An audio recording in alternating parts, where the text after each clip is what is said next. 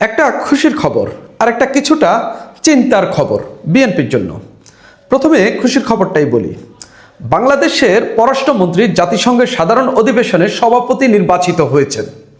এটা বাংলাদেশের জন্য, বিএনপির সরকারের জন্য একটা কূটনৈতিক সফলতা, যে কূটনৈতিক সফলতার মধ্য দিয়ে জাতিসংঘের সাধারণ অধিবেশনে এই নিয়ে দ্বিতীয়বারের মতো বাংলাদেশ এই সভাপতি পদটাতে বাংলাদেশের একজন জয়লাভ করলেন।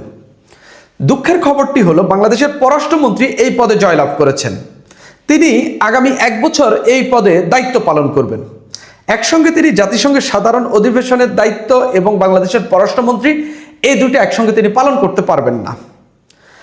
তিনি কি একেবারেই পদত্যাগ করবেন, গিয়ে সেখানে 1 বছর দায়িত্ব পালন করবেন, নাকি তিনি 1 বছরের জন্য বাংলাদেশের এই মন্ত্রণালয় থেকে ছুটি নিয়ে সেখানে 1 বছর দায়িত্ব পালন করে আবার বাংলাদেশে ফিরবেন?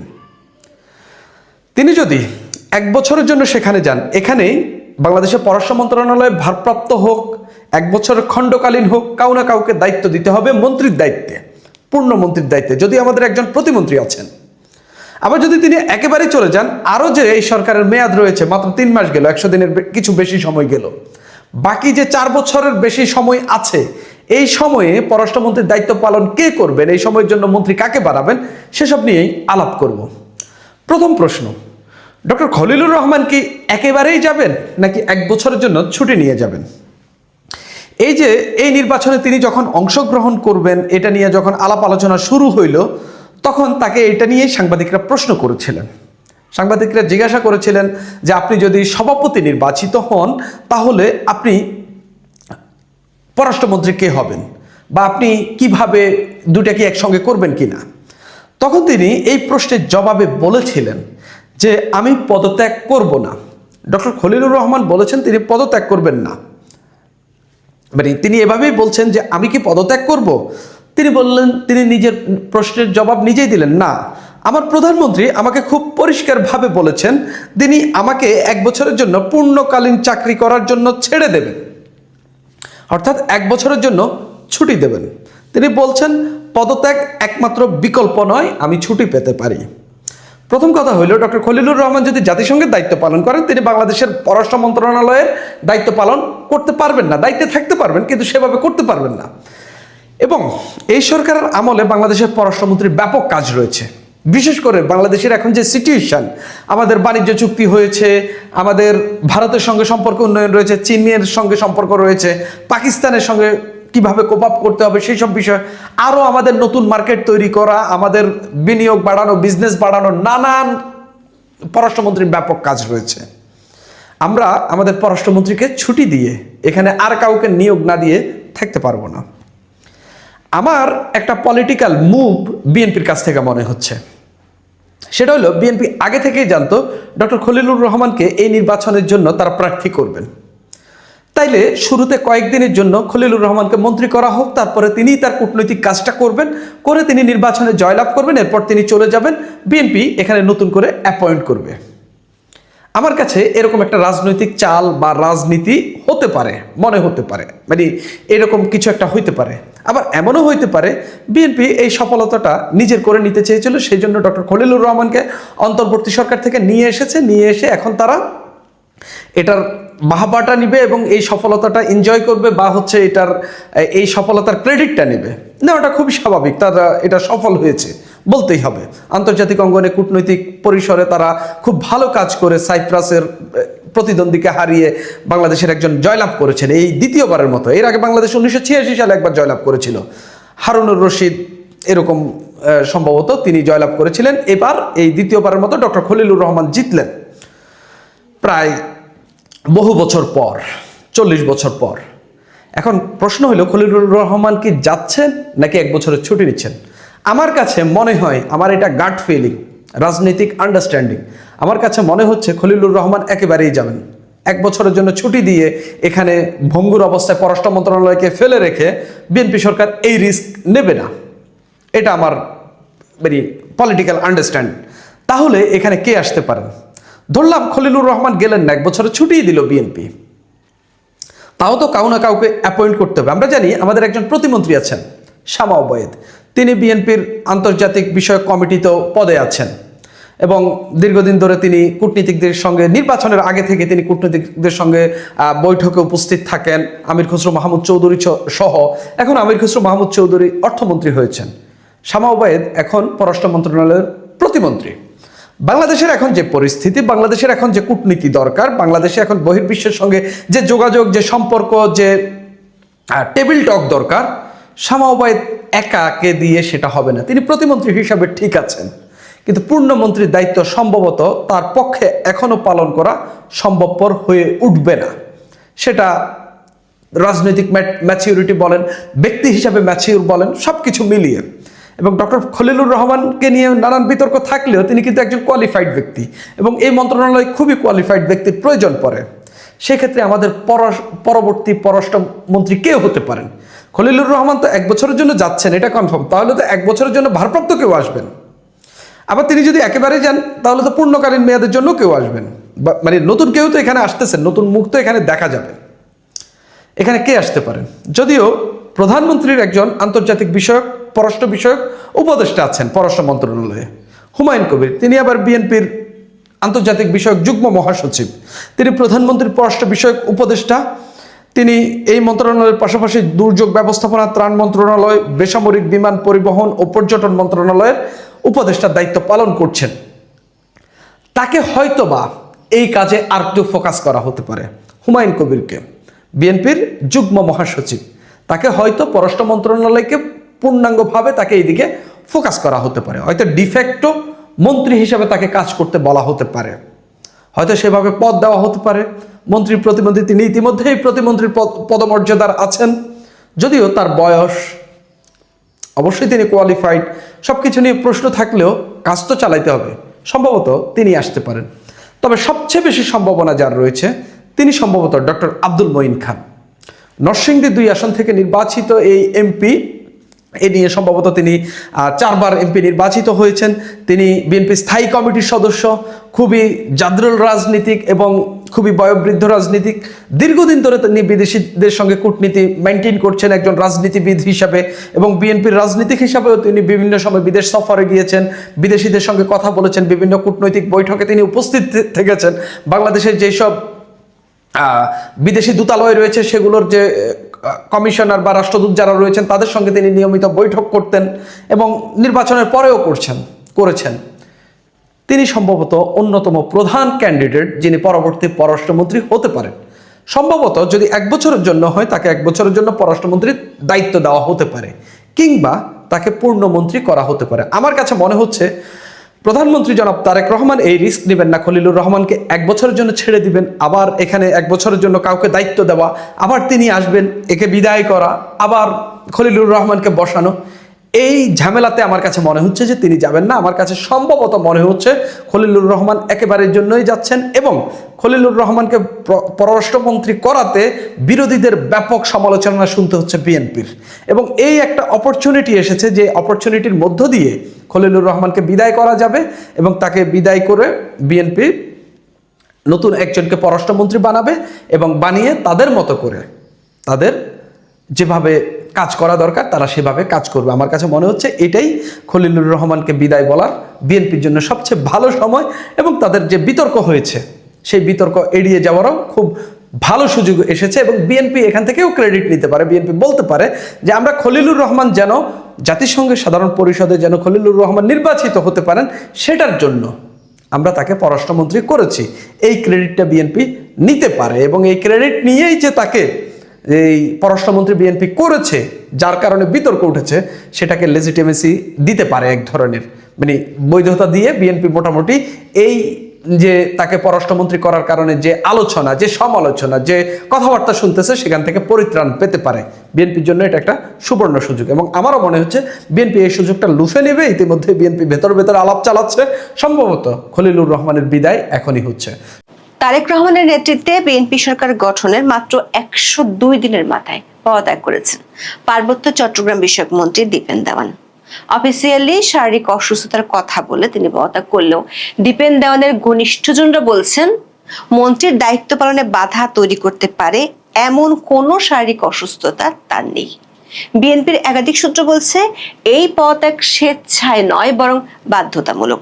পদত্যাগ পত্রটি জমা দেওয়ার পর এত দ্রুত গেজেট প্রকাশ করা হয়েছে তাতে অনেককে বিস্মিত হয়েছেন। সূত্রগুলো বলছে দীপেন দেওয়ানের পদত্যাগের পেছনে পর্দার আড়ালে আছে বেশ কিছু স্পর্শকাতর কারণ। রাজনৈতিক বিশ্লেষকদের মতে তারেক রহমান সরকার ও তার দলের ভিতরে রাজনৈতিক এবং সাংগঠনিক কোন্দলের কথা এতদিন আড়ালে আবডালে শোনা যাচ্ছিল, কিন্তু 3.5 মাসের মধ্যে একজন পূর্ণমন্ত্রীকে আচমকা পদত্যাগ করতে হলো জানিয়ে বিএনপিতে শুরু হয়েছে তুমুল শোরগোল।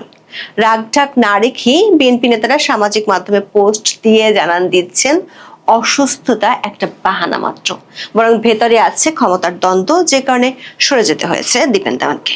সূত্রগুলো বলছে এখন 43টি মন্ত্রণালয়ের মধ্যে 17টিতে আছেন মন্ত্রী ও প্রতিমন্ত্রী, সাথে কিছু মন্ত্রণালয়ে আছেন উপদেষ্টাও। এর মধ্যে কমপক্ষে 9টি মন্ত্রণালয়ে মন্ত্রী, প্রতিমন্ত্রী আর উপদেষ্টাদের বিরোধ অনেক দূর গড়িয়েছে। বিরোধ ঠেকাতে খুব শিগগিরই তারেক রহমান মন্ত্রী পরিষদে রদবদলও করতে পারেন। প্রশ্ন হলো, বিপুল ব্যবধানে ভোটে জিতে সরকার গঠনের মাত্র 3 মাসের মধ্যে কেন এমন গৃহবিবাদ? সেই বিবাদ কি শুধু মন্ত্রী প্রতিমন্ত্রীদের মধ্যে, নাকি এর পেছনে অন্য কেউ আছে? বিস্তারিত জানতে চলুন যাওয়া যাক বিশ্লেষণ। দীপেন দেওয়ান বাংলাদেশের পার্বত্য জেলা রাঙ্গামাটির 299 নম্বর আসনে নির্বাচিত প্রথম ব্যক্তি যিনি পার্বত্য মন্ত্রণালয়ের পূর্ণমন্ত্রী পদ পেয়েছেন। তার দায়িত্ব পাওয়ার পর খুশি হয়েছিলেন রাঙ্গামাটির অনেকেই, কিন্তু সেই আনন্দ বেশি দিন টেকেনি। মাত্র 3.5 মাসের মাথায় মন্ত্রিত্ব ছাড়লেন দীপেন দেওয়ান। দীপেন দেওয়ান শারীরিক অসুস্থতার কারণ দেখিয়ে প্রধানমন্ত্রী বরাবর পদত্যাগপত্র জমা দেন। পদত্যাগপত্র তিনি লেখেন, পার্বত্য চট্টগ্রাম বিষয়ক মন্ত্রণালয়ের মন্ত্রী হিসেবে দায়িত্ব নেওয়ার পর থেকে তিনি শারীরিক নানা জটিলতায় ভুগছেন। শারীরিক অসুস্থতার কারণে মন্ত্রণালয়ের নিয়মিত কাজের দায়িত্ব পালনের ক্ষেত্রে নানাবিধ সমস্যা তৈরি হচ্ছে। বর্তমান সরকার উন্নয়ন ও প্রশাসনিক কাজের গতিশীলতা বৃদ্ধির স্বার্থে মন্ত্রীর পদ থেকে অব্যাহতি গ্রহণ করা আবশ্যক বলে মনে করেন। দীপেন দেওয়ানের ঘনিষ্ঠ মহল থেকে শুরু বিএনপি ও সরকারের সংশ্লিষ্টদের মধ্যে কেউই বিশ্বাস করেন না অসুস্থতার কারণে তিনি পদত্যাগ করেছেন। দীপেন দেওয়ানের ঘনিষ্ঠ একটি সূত্র বলছে, মন্ত্রী হওয়ার পর তিনি চিকিৎসার জন্য সিঙ্গাপুর গিয়েছিলেন। সেখান থেকে ফিরে তিনি সমান তালে মন্ত্রণালয় ও দলের কাজ করছিলেন। প্রশ্ন উঠেছে, যে দীপেন দেওয়ান রাজনীতির জন্য সরকারি চাকরি ছেড়ে দিয়েছিলেন, ত্রয়োদশ সংসদ নির্বাচনে সবচেয়ে বেশি ভোটে জিতে তিনি কেন মন্ত্রী হওয়ার 3 মাসের মধ্যে তা ছেড়ে দিবেন, যেখানে তিনি পদত্যাগের দিনও সফরে ছিলেন? এ বিষয়ে দীপেন দেওয়ানের ভাই মানুষ কুমার চাকমা বলেছেন, তার শারীরিক এমন কোনো অসুস্থতা নেই যে তাকে পদত্যাগ করতে হবে, চাপের কারণেই তিনি পদত্যাগ করেছেন। মানুষ চাকমা আরো বলেছেন, ঢাকায় ওনার বাসায় সকালে একসঙ্গে নাস্তা করেছেন, উনি ভালো আছেন। পদত্যাগের পেছনে জেলা পরিষদ পুনর্গঠন নিয়ে বিরোধের জেরে এবং প্রতিমন্ত্রীর সঙ্গে মন্ত্রণালয় পরিচালনার বিভিন্ন ইস্যু জড়িত বলে দাবি করেছেন দীপেন দেওয়ানের ভাই। দর্শক, দীপেন দেওয়ানের বাবা সুবিমল দেওয়ান প্রয়াত রাষ্ট্রপতি জিয়াউর রহমানের উপজাতি বিষয়ক উপদেষ্টা ছিলেন। 2005 সালে যুগ্ম জেলা জজের চাকরি ছেড়ে বিএনপিতে যোগ দেন দীপেন দেওয়ান। লক্ষ্য ছিল 2007 সালে নির্বাচন করা, কিন্তু শর্ত পূরণ করতে না পারায় 2008 সালে তার বদলে তার স্ত্রী নির্বাচনে অংশ নিয়েছিলেন। 2010 সালে তিনি রাঙ্গামাটি জেলা বিএনপি সভাপতি হন, কিন্তু তখন দলের নেতৃত্ব নিয়ে পাহাড়ি অপাহাড়ি দ্বন্দ্ব দেখা দেয়। 2016 সালে দীপেনকে বিএনপির কেন্দ্রীয় ধর্ম বিষয়ক সহ সম্পাদক করা হয়। এরপর থেকে জেলার রাজনীতি থেকে দূরে থাকলেও দীপেন দেওয়ান ত্রয়োদশ জাতীয় সংসদ নির্বাচনে পার্বত্য রাঙ্গামাটি আসনে বিএনপির মনোনয়ন পান। নির্বাচনে তিনি নিকটতম প্রতিদ্বন্দ্বীর চেয়ে 1,70,322 ভোট বেশি পেয়ে নির্বাচিত হন। প্রথমবার সংসদ সদস্য হয়ে মন্ত্রী হয়েছিলেন দীপেন দেওয়ান। কেন তিনি হঠাৎ অব্যাহতি নিলেন, সেই প্রশ্নের উত্তর খুঁজছেন অনেকেই। দলের নেতাকর্মী সহ পাহাড়ের বিভিন্ন মহল বলছে, অসুস্থতা কেবলই অজুহাত। এই পদত্যাগের নেপথ্যে আছে দলীয় নানা দ্বন্দ্ব, যার অন্যতম রাঙ্গামাটির দলীয় রাজনীতি নিয়ন্ত্রণ, 3 জেলা পরিষদ পুনর্গঠন নিয়ে বিরোধ, পাহাড়ের রাজনীতি সদর অন্দরে নানা সমীকরণ আর মন্ত্রণালয় পরিচালনার বিভিন্ন ইস্যু। একাধিক গণমাধ্যমের খবরে বলা হয়েছে, দীপেন দেওয়ান পার্বত্য চট্টগ্রাম বিষয়ক মন্ত্রী হওয়ার পর থেকে অস্বস্তিতে ছিলেন। এর কারণ হিসেবে বলা হচ্ছে, এই মন্ত্রণালয়ে পাহাড়ি ক্ষুদ্র জাতিগোষ্ঠীর প্রতিনিধি হিসেবে মন্ত্রী দীপেন দেওয়ানের পাশাপাশি চট্টগ্রাম ৫ আসনের সংসদ সদস্য মীর মোহাম্মদ হেলাল উদ্দিনকে প্রতিমন্ত্রী নিয়োগ দেওয়া। এই মন্ত্রণালয়ে পার্বত্য এলাকার বাইরে থেকে প্রতিমন্ত্রী নিয়োগ এই প্রথম, এবং বিষয়টি নিয়ে পাহাড়িদের মধ্যে প্রশ্ন ছিল। তারা মনে করেন এই মন্ত্রণালয়ের মন্ত্রী প্রতিমন্ত্রী পাহাড়ি ক্ষুদ্র জাতিগোষ্ঠীর প্রাপ্য। অনেকে ধারণা করছেন পার্বত্য জেলা পরিষদ গঠন নিয়ে মন্ত্রী ও প্রতিমন্ত্রীর মধ্যে দূরত্ব আরো বেড়েছিল। এ বিষয়ে জানতে চাইলে পার্বত্য চট্টগ্রাম বিষয়ক প্রতিমন্ত্রী মীর মোহাম্মদ হেলাল উদ্দিন প্রথম আলোকে বলেছেন, দীপেন দেওয়ানের সঙ্গে তার কোনো দূরত্ব নেই, তাদের দুজনের মধ্যে চমৎকার সম্পর্ক রয়েছে। দীপেন দেওয়ানের পদত্যাগ নিয়ে নানা আলোচনার মধ্যে সামাজিক যোগাযোগ মাধ্যম ফেসবুকে এ নিয়ে একটি পোস্ট দিয়েছে কেন্দ্রীয় বিএনপির উপজাতি বিষয়ক সহ সম্পাদক ও সাবেক সেনা কর্মকর্তা মনীষ দেওয়ান। মঙ্গলবার সকালে দেওয়া ওই পোস্টে তিনি দাবি করেন, রাঙ্গামাটি জেলা পরিষদের চেয়ারম্যান পদে মনোনয়নের সুপারিশকে কেন্দ্র করে পদত্যাগ করতে হয়েছে মন্ত্রী দীপেন দেওয়ানকে। ফেসবুক পোস্টে মনীষ দেওয়ান লিখেছেন, এই মুহূর্তে দেশ ও জাতির প্রয়োজনে সত্য কথনের জরুরি দরকার। দীপেন দেওয়ান তার মন্ত্রিত্ব হারিয়েছেন শুধুমাত্র একটি কারণে, তিনি আসন্ন রাঙ্গামাটি জেলা পরিষদের চেয়ারম্যান পদে মনোনয়ন দেওয়ার জন্য সুপারিশ করেছিলেন মনীষ দেওয়ানকে। তিনি লেখেন, পার্বত্য প্রতিমন্ত্রী ব্যারিস্টার মীর হেলাল চেয়েছিলেন জেলা বিএনপি সভাপতি দীপেন তালুকদার দীপুকে, যিনি জুলাই আন্দোলনে ৬ মাস রাঙ্গামাটি থেকে আত্মগোপনে ছিলেন এবং ৫ই আগস্টের পর বিভিন্ন ধরনের চাঁদাবাজি, টেন্ডারবাজি ও আওয়ামী লীগ নেতাদের প্রশ্রয় দিয়ে বিতর্কিত হয়েছেন। মনীষ দেওয়ান আরো লেখেন, খুবই দুঃখজনক যে সুপারিশে এই দ্বন্দ্বে পূর্ণ মন্ত্রী পাহাড়ি বাঙালির প্রিয় নেতা সর্বোচ্চ ভোটে নির্বাচিত দীপেন দেওয়ান হেরে গেছেন। শুধু তাই নয়, তাকে তার ইচ্ছার বিরুদ্ধে পদত্যাগপত্র আদায় করা হয়েছে। অবশ্য মনীষ দেওয়ানের ফেসবুক পোস্ট সম্পর্কে জানতে চাইলে বিষয়ে কোনো মন্তব্য করতে রাজি হননি জেলা বিএনপি সভাপতি দীপন তালুকদার। তিনি প্রথম আলোকে বলেছেন, ওই ফেসবুক পোস্ট তিনি দেখেননি, আর কে কি বলল তা নিয়ে তার কোনো মন্তব্য নেই। দর্শক, ৩ পার্বত্য জেলা পরিষদ পুনর্গঠন নিয়ে দীপেন দেওয়ান ও মীর হেলালের মধ্যে মতভিন্নতা ছিল। টাইমস অফ বাংলাদেশের খবরে বলা হয়েছে, মন্ত্রিসভা গঠনের পর থেকেই দীপেন দেওয়ান ও মীর হেলালের মধ্যে মতবিরোধের সূত্রপাত হয়। এই মতবিরোধ ১ মাসের মধ্যে দ্বন্দ্বের রূপ নেয় এবং ধীরে ধীরে তা আরো তীব্র হতে থাকে। এই দ্বন্দ্বের অন্যতম প্রধান কারণ ছিল, দায়িত্ব নেওয়ার ১ মাস পর প্রতিমন্ত্রী হেলাল পার্বত্য চট্টগ্রাম বিষয়ক সচিব মিজানুর রহমানকে নির্দেশ দিয়েছিলেন, তার অনুমোদন ছাড়া মন্ত্রণালয়ের কোনো ফাইল যেন মন্ত্রীর কাছে পাঠানো না হয়। দীপেন দেওয়ান বিষয়টি প্রধানমন্ত্রীর নজরে আনেন এবং জানান প্রতিমন্ত্রীর সাথে কাজ করতে তার অস্বস্তি হচ্ছে। সূত্রগুলো বলছে, সরকারের বাইরে থাকা একটি শক্তিশালী পক্ষ মীর হেলালের পক্ষ নেওয়ার কারণে শেষ পর্যন্ত দীপেন দেওয়ানকে সরে যেতে হয়েছে। কারণ ওই পক্ষটি সরকারে কে থাকবে আর কে থাকবে না সেটা নির্ধারণ করে থাকে। ওই পক্ষটি দীপেন দেওয়ানের আরেকটি বিষয় নিয়ে ক্ষুব্ধ ছিল, সেটি হলো পার্বত্য বিষয়ক মন্ত্রণালয়ের দায়িত্ব নেওয়ার পর দীপেন দেওয়ান ঐতিহাসিক পার্বত্য চট্টগ্রাম চুক্তির অসম্পাদিত অংশ বাস্তবায়ন করতে চেয়েছিলেন। দীপেন দেওয়ান চুক্তি সম্পাদনকারী পার্বত্য চট্টগ্রাম জনসংহতি সমিতির সঙ্গে সরকারের আলোচনার পক্ষে ছিলেন। জেএসএস এর প্রধান সন্তু লারমার সঙ্গে প্রধানমন্ত্রী তারেক রহমানের বৈঠকের বিষয়ে তিনি উৎসাহী হয়ে উঠেছিলেন, কিন্তু সরকারের শক্তিশালী ওই পক্ষটি তাকে চুক্তি বাস্তবায়ন না করার জন্য বারে বারে চাপ দিতে থাকে। তাদের যুক্তি হলো, চুক্তিটি শেখ হাসিনা করেছিলেন, তাই এই চুক্তির বাস্তবায়ন হলে আওয়ামী লীগের কর্মকাণ্ডকেই বৈধতা দেয়া হয়ে যায়। বিএনপির শীর্ষ নেতারা বলছেন, মাত্র ৩ মাসের মধ্যে সরকার ও দলের মধ্যে কোন্দল যে বেশ মাথা চাড়া দিয়ে উঠেছে, তার ওয়েক আপ কল হলো পার্বত্য মন্ত্রীর সরে যাওয়া। তাদের দাবি, বিপুল ব্যবধানে নির্বাচনে জয়ী হওয়ার পর সরকার গঠনের কর্তৃত্ব প্রতিষ্ঠায় বিএনপির মধ্যে 2টি গ্রুপ হয়ে যায়। এদের মধ্যে একটি গ্রুপের নেতৃত্বে আছে বিএনপির দেশীয় কয়েকজন শীর্ষ নেতা, যাদের বেশিরভাগই মন্ত্রিত্ব পায়নি। আরেকটি গ্রুপ বিদেশি গ্রুপ নামে পরিচিত, যাদেরকে ধানমন্ডি গ্রুপও বলা হয়ে থাকে। এই গ্রুপটির শীর্ষ নেতৃত্ব সরকারের সরাসরি না থেকেও সরকারের উপর এদের প্রভাব সবচেয়ে বেশি।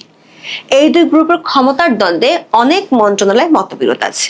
বর্তমানে তারেক রহমানের ক্যাবিনেটে 25 জন পূর্ণমন্ত্রী, 24 জন প্রতিমন্ত্রী ও 10 জন উপদেষ্টা আছেন। 43টি মন্ত্রণালয়ের মধ্যে 17টি মন্ত্রণালয়ে মন্ত্রী ও প্রতিমন্ত্রী আছেন। কিছু মন্ত্রণালয়ে আছেন উপদেষ্টাও, যেমন তথ্য সম্প্রচার মন্ত্রণালয়ে মন্ত্রী প্রতিমন্ত্রী থাকার পরও উপদেষ্টাও দায়িত্ব পালন করছেন। বিএনপির একটি সূত্র বলছে, বিএনপির একজন শীর্ষ নেতা একটি গুরুত্বপূর্ণ মন্ত্রণালয়ের দায়িত্ব ছেড়ে দিতে চান শুধুমাত্র প্রতিমন্ত্রীর সাথে বিরোধের কারণে। মন্ত্রী, প্রতিমন্ত্রী আর উপদেষ্টাদের মধ্যে বিরোধ আছে কমপক্ষে 9টি মন্ত্রণালয়। দেশীয় গ্রুপটি ধীরে ধীরে কোণঠাসা হয়ে পড়ছে লন্ডনী গ্রুপটির চাপে, যে কারণে সহসাই ক্যাবিনেটের রদবদল হতে পারে। অনেকের কাছ থেকে কেড়ে নেওয়া হতে পারে একাধিক মন্ত্রণালয়ের দায়িত্ব। তবে 3 মাসে যেখানে সরকারের হানিমুন পিরিয়ডে থাকার কথা ছিল, সেখানে পূর্ণমন্ত্রী পদত্যাগের পর দলটির ভেতরেই এখন দেশীয় গ্রুপটি হতাশ হয়ে পড়েছে। এখন এই পর্যন্ত। সবাই ভালো থাকুন, সুস্থ থাকুন, নিরাপদে থাকুন। দেখা হবে আগামী পর্বে।